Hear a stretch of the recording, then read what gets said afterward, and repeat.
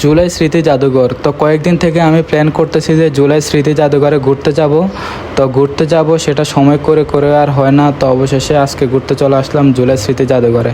তো জুলাই স্মৃতি জাদুঘরে মূলত জুলাইয়ের যে আন্দোলন হয়েছিল সেখানের যে স্মৃতিগুলা এখানেই সংরক্ষণ করা হয়েছে, এবং এটা মূলত এখানেই সাবেক প্রধানমন্ত্রী শেখ হাসিনা এখানে থাকতো। তো ওনার যে বাসাটা মানে পুরো এরিয়াটাই এখন জুলাই স্মৃতি জাদুঘর হয়ে গেছে আর কি। তো 5 আগস্ট যখন শেখ হাসিনা চলে যায় তখন এখানে ছাত্র জনতা ঢুকে অনেক ভাঙচুর করে এবং তারা অনেক আনন্দ করে, সেলিব্রেশন করে।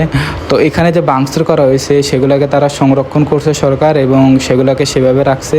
এবং বাংলাদেশে যে জুলাই আন্দোলন সংগঠিত হয়েছে সেখানে বাংলাদেশের যে বিভিন্ন স্মৃতি, আন্দোলনের যে বিভিন্ন স্মৃতি সেগুলো এখানে সংরক্ষণ করা হয়েছে।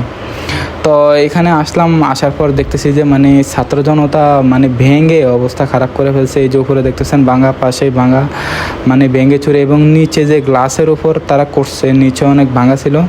তো এগুলো দেখার পর চলে আসলাম থিয়েটারে আসার পর এখানে দেখতেছিলাম যে তারা ডকুমেন্টারি দেখাচ্ছে, মানে জুলাই যারা আন্দোলন করছে তাদের স্মৃতি এবং তাদের পরিবারের একটা ডকুমেন্টেশন এখানে প্রেজেন্ট করতেছে।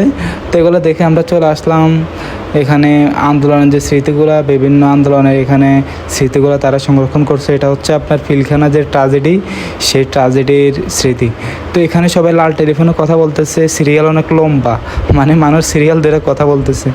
তো এখানে সিরিয়াল লম্বা দেখে এখানে আর কথা বলি নেই, চলে আসলাম অন্য আরেক জায়গায়। এখন যে রুমে আছি এখানে মূলত শাপলা চত্বর আন্দোলনের যে স্মৃতিগুলা সেই স্মৃতিগুলা এখানে সংরক্ষণ করা হয়েছে। এরপরে চলে আসলাম, দেখলাম যে আবরার ফাহাদের একটা ছবি দেওয়ালে আঁকা হয়েছে।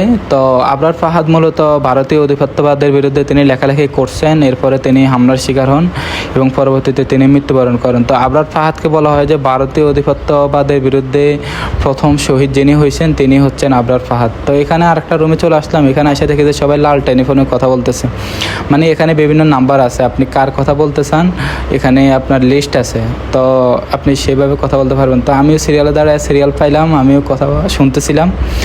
যাই হোক, কথা শোনার পর নিচে ঘোরাঘুরি শেষে আমরা চলে যাচ্ছি এখন দোতলায়।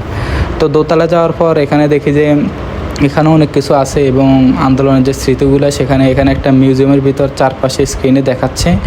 তো এখানে দাঁড়ায় কিছুক্ষণ ভিডিও করলাম, এবং সবাই এখানে দাঁড়ায় ছবি তুলতেছে, ভিডিও করতেছে। তো ওনারা যেভাবে অ্যারেঞ্জমেন্টগুলো করছে এটা আসলে সত্যি প্রশংসনীয় এবং অসাধারণ ছিল। এরপরে চলে গেলাম সামনের আরেকটা রুমে। তো এখানে বিভিন্ন ছবির মাধ্যমে দেখানো হয়েছে যে ছাত্ররা কীভাবে আন্দোলন করছে, এবং টিভি স্ক্রিনের মাধ্যমে এখানে দেখানো হয়েছে যে তারা কোথায় কোথায় আন্দোলন করছে এবং দেশে কী হয়েছিল তখন সেই স্মৃতিগুলো এখানে স্ক্রিনের মাধ্যমে দেখাচ্ছে এবং লোকজন দাঁড়িয়ে দেখছে। তো সেই আন্দোলনের মুহূর্তগুলো